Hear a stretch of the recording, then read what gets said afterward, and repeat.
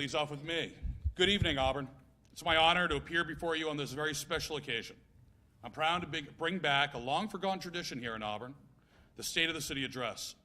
Now, some of you might be wondering, why would the mayor of Auburn deliver a State of the City Address? Rest assured, I don't think I'm the president or governor, but 1 year into my service as your mayor, I do think it's meaningful and critically important to share what I view as our greatest successes, as well as some of our challenges and opportunities we are facing. In 1869, our founders realized how special our city was and the growing influence it could have throughout the state and region. In those early days, they understood how vitally important it was to deliver a seminal address outlining success and strengths, as well as lessons learned from failure. They also celebrated residents who made a significant contribution to the city and outlined smart new policies and initiatives, laying the groundwork for future success of our municipality. Over the years, something happened that changed the way we think of ourselves and our future. I think of it as a gloom of sorts, one that unfortunately has lasted several generations. Somewhere along the way, we stopped thinking of the future and believing in ourselves and our community. We lost sight of our desire to leave a positive legacy and settled for squabbling over small issues that by their very nature has held us back from realizing our true potential. I am pleased and proud to report that those days are well behind us. Auburn is thriving, pride in our community is strong, and the state of the city is one of promise and opportunity.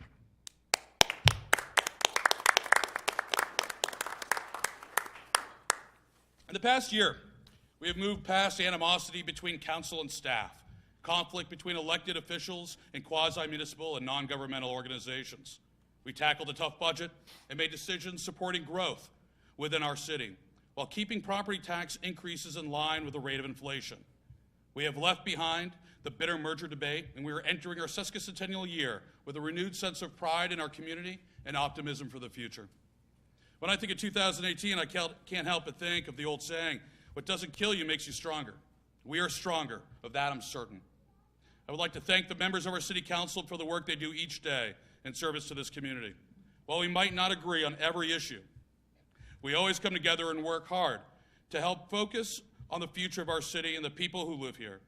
One notable exception is Councilor Gary and Councilor Walker. They're serving as our co-chairs of my ad hoc committee on age-friendly community. Working side by side and with community partners, these councilors have energized our community, created new programming, helped Auburn become an AARP age-friendly city, and most recently have spearheaded our soon-to-be constructed Auburn Senior Center.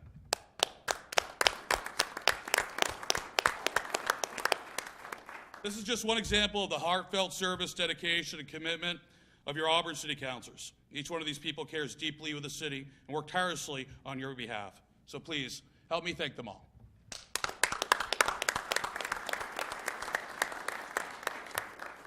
I would also like to thank City Manager Creighton and his dedicated staff who in the past year have responsibly focused time and resources to invest in our future. You won't find a more loyal, committed, energetic team of people. In fact, they call themselves Team Auburn, which just demonstrates how focused they are on the success and well-being of our city. I would also like to recognize Jody Durisco, who might not be here tonight. Jody Durisco is the manager's executive assistant for taking the lead and doing the hard work needed to move tax-acquired properties to sale. This important work allows languishing properties to be rehabilitated and raises the quality of our neighborhoods. I encourage staff to continue this important work. Encouraging developers to build market-rate housing and bring commercial development to our city makes us all stronger.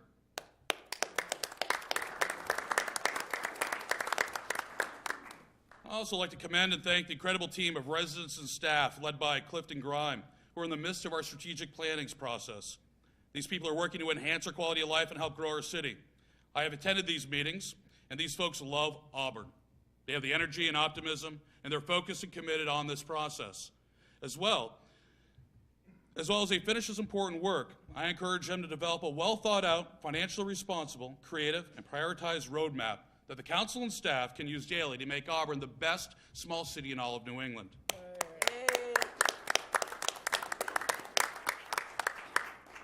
Here in Auburn, we have a robust team of elected officials, staff, and hundreds of communities volunteers from all walks of life. None of what we'll accomplish in the future will be possible without their hard work and perseverance.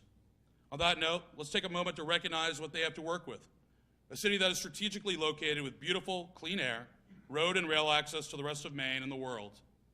We have a city with pristine natural resources, which provide us the unique ability to have a vibrant urban core with beautiful natural vistas and countless recreational opportunities. Auburn is a city with potential that is still only dreamed of. Yeah.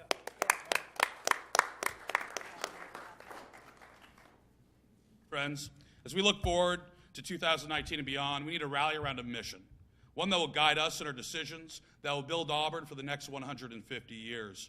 A mission of growth through opportunity, providing the opportunity for people to build their lives, raise their families, and their financial success. Growth will be the end result, and this will benefit all of us for generations to come. Now, why should we want growth? Well, quite simply, because with growth comes prosperity, not just for a select few, but for the entire community, through meaningful property tax relief and increased recreation and cultural opportunities. We must embrace growth and what it means to our city now and in the future. We can't shy away from the challenge. Policy decisions, no matter how trivial they might seem today, can have a long-lasting impact. I believe that perception is just as important as policy, though. How we look at our city and how others view us truly does matter. Yeah, you're right. An effective marketing campaign can change not only how we look at ourselves, but how the world looks at us. Just look at our sesquicentennial celebration that we kicked off on New Year's Eve. We had an epic event built through an impactful TV and web marketing campaign. And both these initiatives have been met with almost universal praise. People from across Maine are now looking at Auburn with interest and sometimes envy. I want to recognize Liz Allen, Communications and Compliance Director. I think she's the first one in Maine, by the way. Liz is truly our municipality's greatest communications rock. And what we have accomplished is largely due to her hard work and imagination. Yes.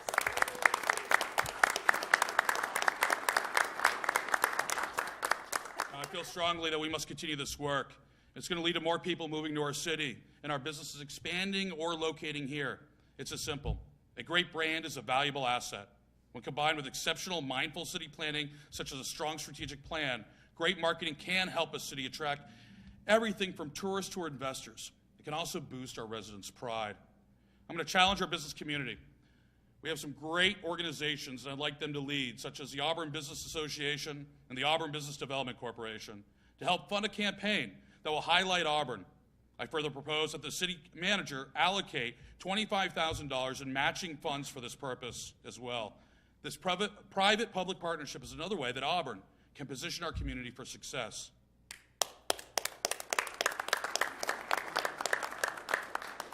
To make effective use of these marketing dollars, and in order to give the best possible return on investment, I'm going to ask that the council give direction to the city manager to create a true communications department, one that is focused on continuing to grow what Ms. Allen and others have pioneered. The efforts of such a team will no doubt have a regional impact, because we all know when we work together, we all rise. Another of our most critical priorities is to finish the work started in 2017. Council, you will soon receive a modernization of the Agriculture and Resource Protection Ordinance, first originated in 1965. You're going to see a well-thought-out ordinance that encourages small and large-scale agricultural growth while protecting green space and our rural appeal. With your adoption of this ordinance, we should see a sustainable growth in farm-related activities, younger farmers working the land and adding to our community, and financial security to more established farmers who have worked their land their entire lives and wish to pass along their tradition to a new generation.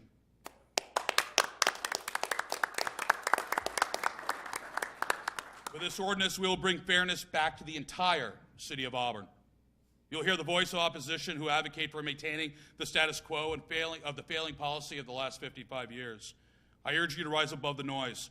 Remember, when we are not moving forward, we're actually taking steps backward. Be thoughtful in your deliberation. Remember that as leaders, you must represent what is best for the entire city of Auburn. As we tackle what I see as unfair practices in our rural areas, we must also recognize the need for a strong urban core. Wow. We have one of the most beautiful downtowns in Maine. Its potential for growth is equally impressive. We need to implement policy that encourages practical development. We have an incredible downtown historic area. I'd like to start there. From Main Street to Spring, from Court to Academy, let's help local property owners rehabilitate distressed properties. Let's improve the aesthetics of our older housing stock and focus on turning vacant lots into desirable market rate housing. And let's do this through wise application of effort, both volunteer and staff, as well as our local and federal community development grant funding. Our future success is as tied to our downtown as our past was. I truly believe that the future of Auburn lies in how people view our commitment to education.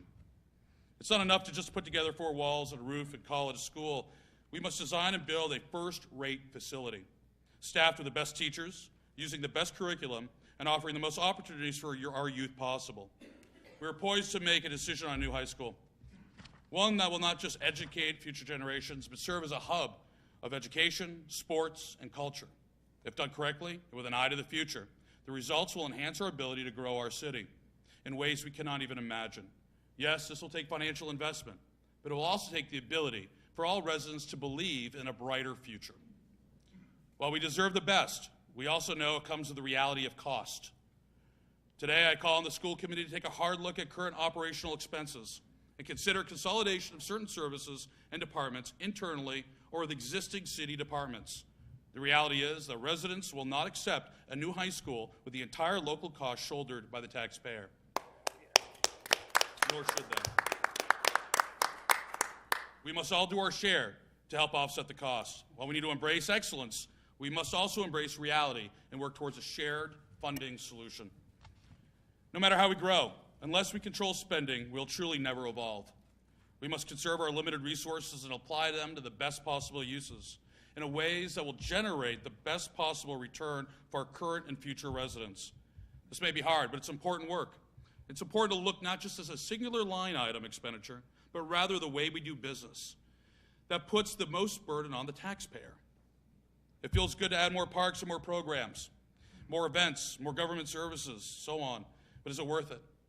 I suggest we embrace a policy of quality over quantity. Let's start by focusing on how city can support community-driven events. Let government be the facilitator versus the creator. By that I mean let's ensure that our residents have the opportunity to create and to lead. This will start us on the road of quality over quantity.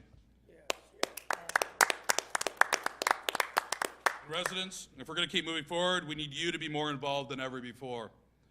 Do you have an idea of beautifying your neighborhood? Let us know. Do you have a pothole that's dangerous? I'm sure you do. Go to our website and report it. See a new business open? Stop in and say hi. Try buying something as well, or at least looking it over a little. Want to create a neighborhood event? Give us a call so we can support your efforts. I challenge you to be the leaders, be the spark, and leave Auburn better than you found it. After all, we're a city of connections. I dare say we just might be the most connected city in New England. We connect with each other through our neighborhoods, coffee houses, recreation, diners, breweries. We connect with nature through our trail systems, lakes, and rivers. We connect our industry with the world through our intermodal facility, airport, interstate access, and citywide broadband internet. And we feel the effects of connection through tragedy and how we come together to help one another in time of need.